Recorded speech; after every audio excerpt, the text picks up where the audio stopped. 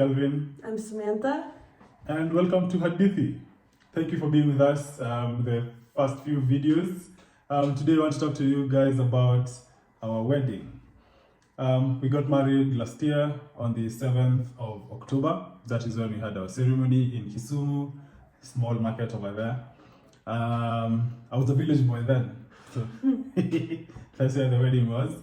So I just want to tell you how that went, the challenges we faced, and the good things that we also experienced during that time.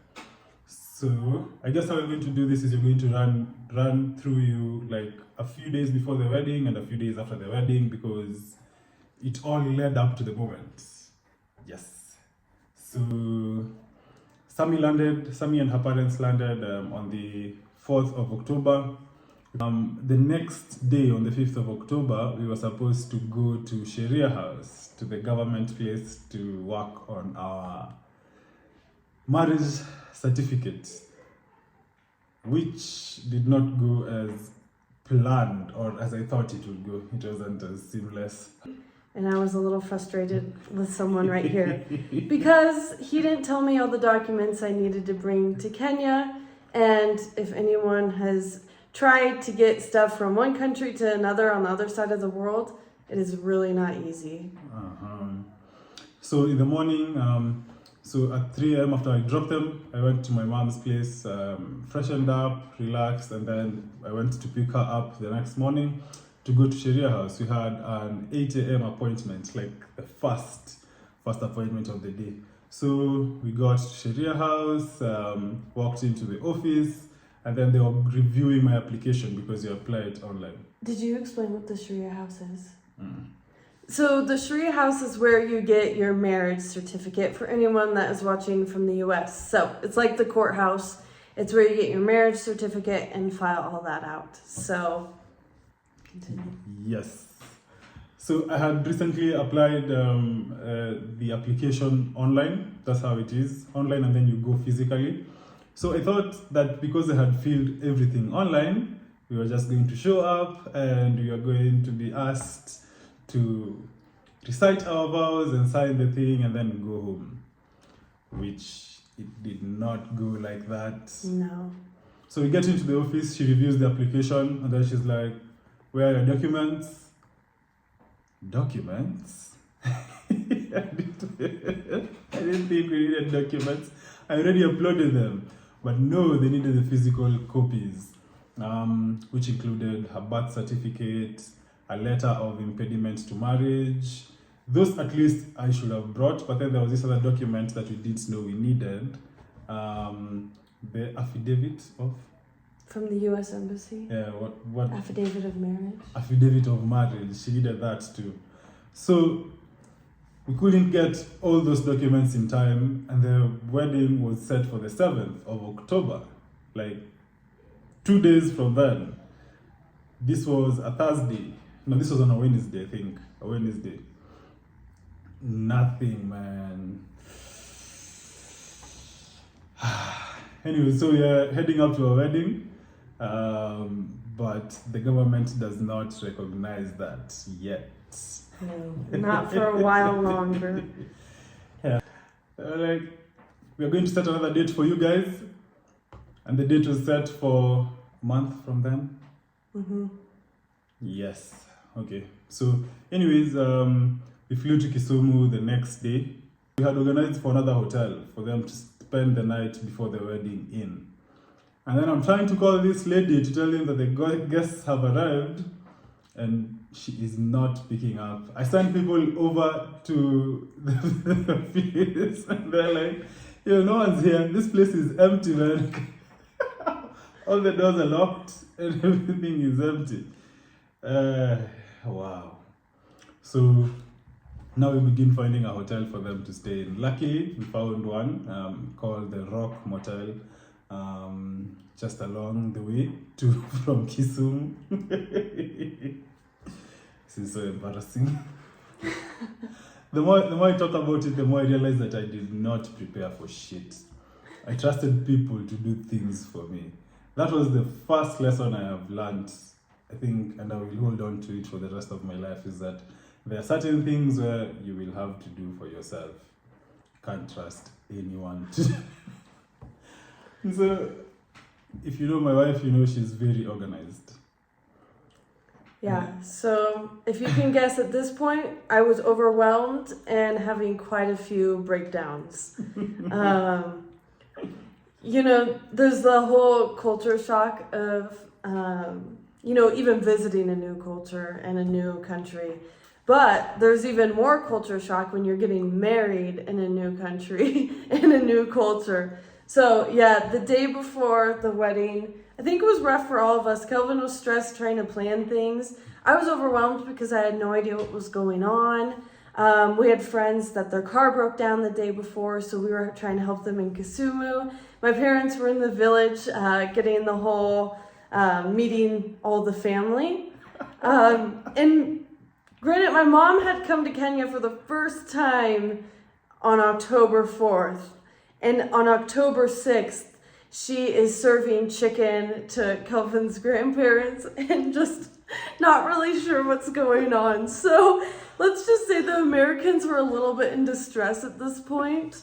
But it gets better. It gets better. So, yeah. His granddad is very, what's the word? Straightforward. Yeah, straightforward. He was telling my parents about all the expectations of me as a wife, you know, to Kenyan. And so I think my parents, when we got back to the village after being in Kisumu, my mom and dad's eyes were just wide, just like... Yeah, and this is not even mentioning that they had not slept well. Oh, they did not sleep well at all. It was hot, there was no fans. Well, then when we got to the village, Kelvin's dad was offering my parents tea, but Kelvin was the one serving it and later said it was coffee. And my parents can't drink coffee late at night and go to sleep because of the caffeine. So my dad was up all night, it was hot. Yeah. Mosquitoes. Mosquitoes, yeah. We were just... Now that I look back at it, it was pretty chaotic. On Friday morning, me and Sammy were going to pick my passport from Kisumu. Mm-hmm. So we went, got the passport, and then we were also waiting for a friend of ours, and their car had broken down. So we went to help them. And then Sammy was looking pretty that day. She had this off-shoulder top she had. Yeah. And she was out in the sun for the whole day. I got so sunburnt for a wedding. I was bright red. We'll have to include pictures that show my shoulders. I looked like a tomato. So, fast forward to at night, later that night, goats were slaughtered, chickens were slaughtered, even a duck found its way into the oven that day. So, on the bright side, there was a lot of food that night. Lots of food.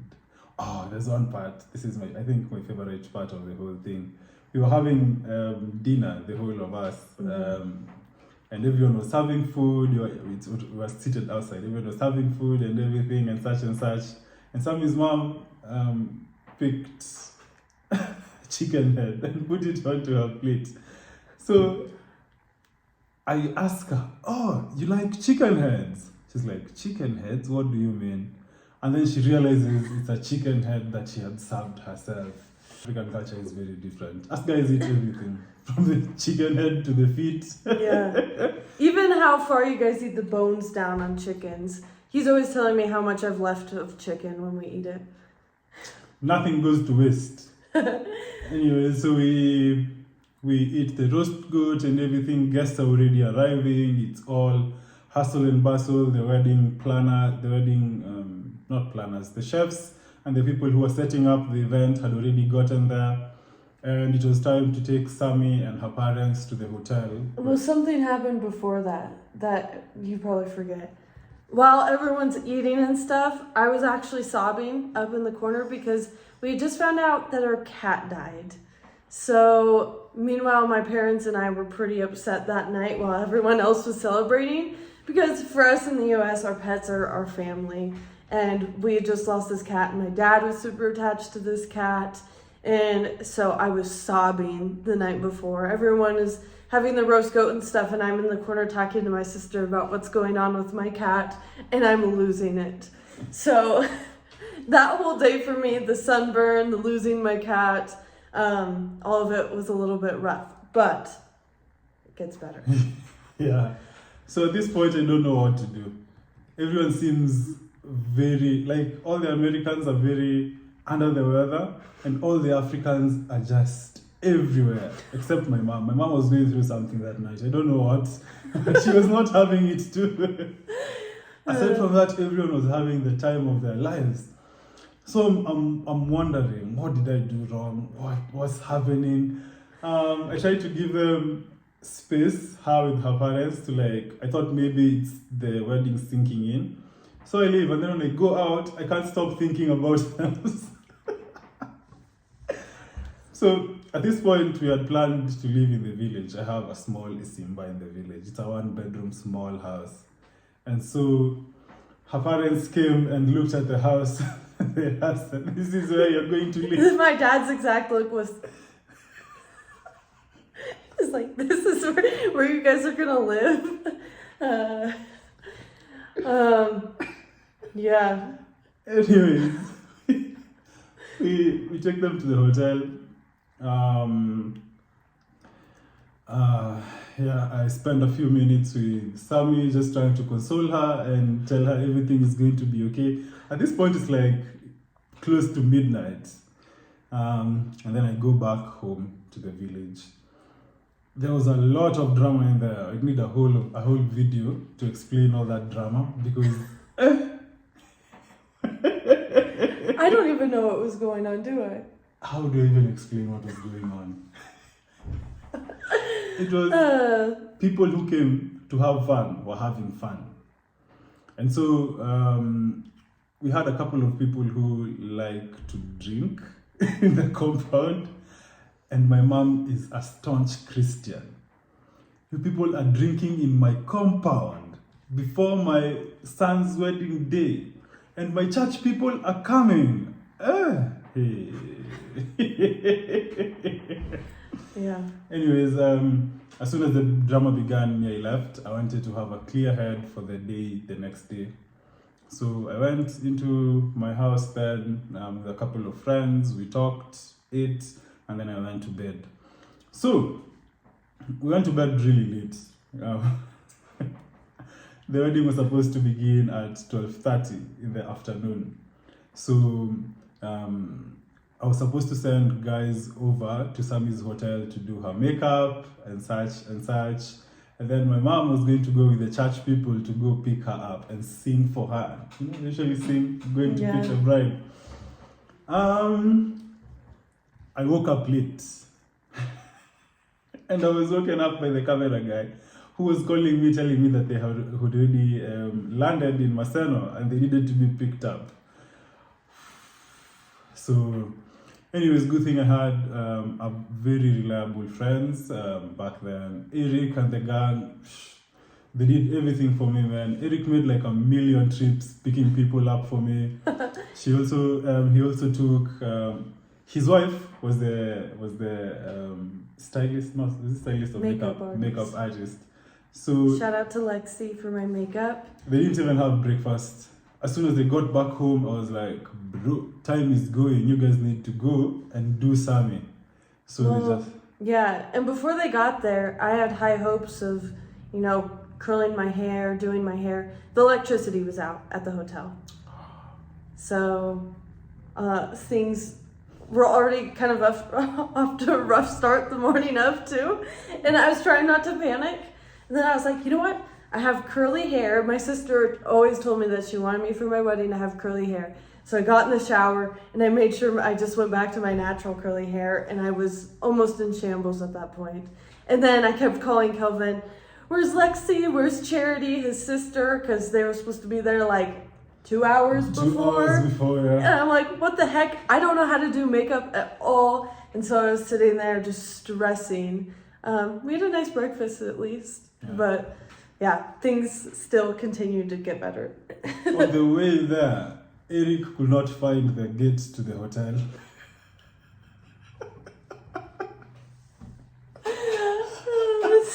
I forgot to tell him that because it's a rock motel, it's hidden behind rocks. It's like, bro, it's the pin you sent me. I can't see anything here. It's just rocks. And I was like, bro, just deal with it. Please, just deal with it. So at this point, I'm also trying to go with the planners, the people who are setting up the tents and such. They misled me a lot. The tents I had in mind and the pictures they sent me was not what was on the ground. They had really nice tents that they sent me the pictures of. They even had the walls. But when they're setting up, I'm not seeing any walls, man. This is wide open for bystanders and passers-by to see.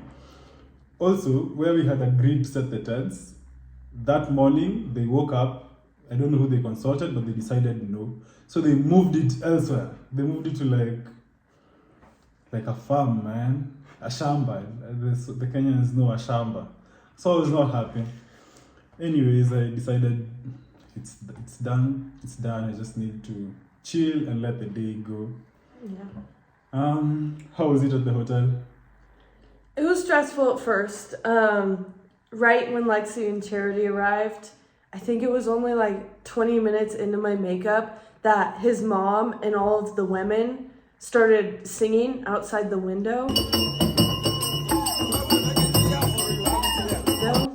And I was just like, Lexi, Charity, I was like, what do we do? And they're like, oh, thank God for those two and my mom. The three of them were like, it's gonna be okay. This is your day. They can wait, be patient. We're gonna get your makeup done. So they were a huge lifesaver. Finally got myself to kind of calm down. And then, yeah, I had my makeup done. I was a little stressed at this point still, but then I just decided to relax. And then as things actually started to get moving, the day ended up amazing. So yeah. So I had a suit made for Samantha's dad, a kaunda. Yeah.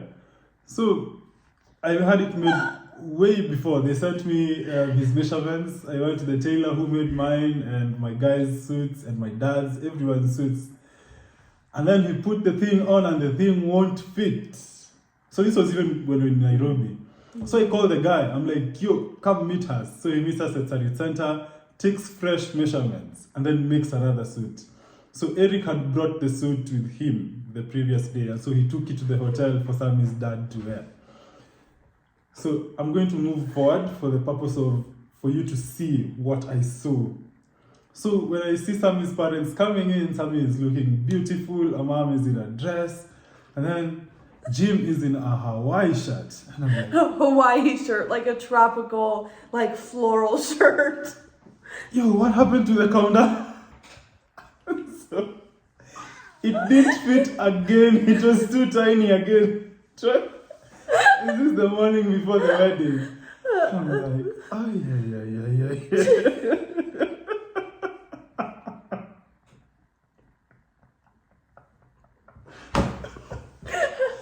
I'm crying. I forgot about how bad everything went. Well, after my dad got his Hawaiian shirt on and we figured that out, we met the ladies that were singing for me, loved that. There were the drummers, and it was so festive and fun. And we started off with Mary, his mom, praying with me and my parents. And that was just like the first feeling of like, oh my gosh, this is... You know, I had time to process before coming to Kenya. I spent a lot of time processing it. And then the days were so chaotic, it was kind of hard for me to process things continuously. So there was like more of this break of just being overwhelmed. But then I was at that moment where I was like, okay, I'm going to marry my best friend. And I'm so excited for it. And I'm glad I didn't let any of the things that went wrong get in the way of that, because it was the best day of our lives. But yeah, so from there, we were singing and dancing to the car. And then someone had made me, was it the florist? And made me, I really, really wanted a floral crown. Especially because, you know, it turned it out like I didn't know what to do with my hair because the power went out. And someone made this beautiful floral crown. So I was so excited about that. We got in the car, and then it was time to head to Maguire, which did it take like an hour, 45 minutes to an hour. The hotel was a little bit far away.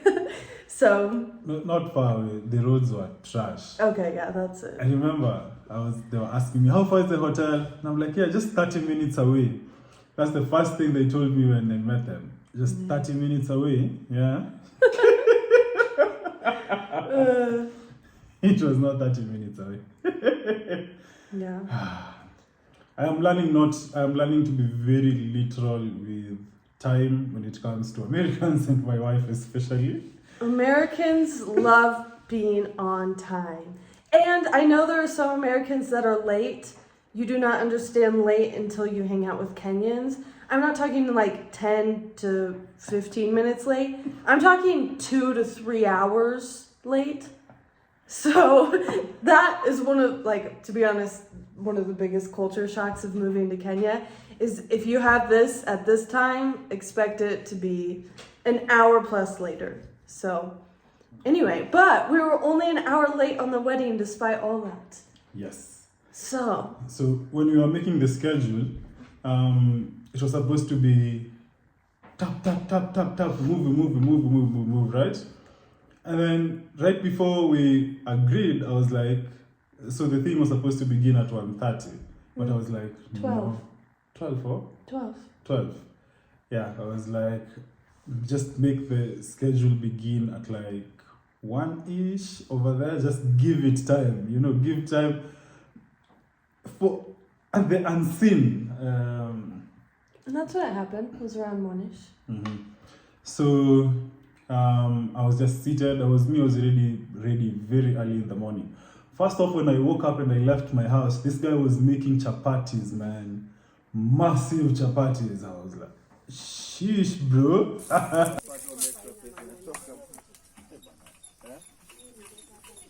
Shout out to the catering team, because if anything worked smoothly that day didn't even bother my head for a bit, just trend, was the catering team. Big up, man. Big up. So I was seated in the compound, and then I hear that the bride is here. Showed up. The people are dancing. And then I'm looking for the people supposed to be around me. They're nowhere to be seen. At this point, I have tears in my eyes. I am like, I cannot take the disorganization anymore. Aside from me struggling with the emotions, everyone seemed to be happy. Everyone else seemed to be happy. They were having a good time dancing around and such. And then I saw her, and she was looking pretty. That is all for part 1. Stay tuned for part 2 on Friday. Thank you, and like, subscribe, and share.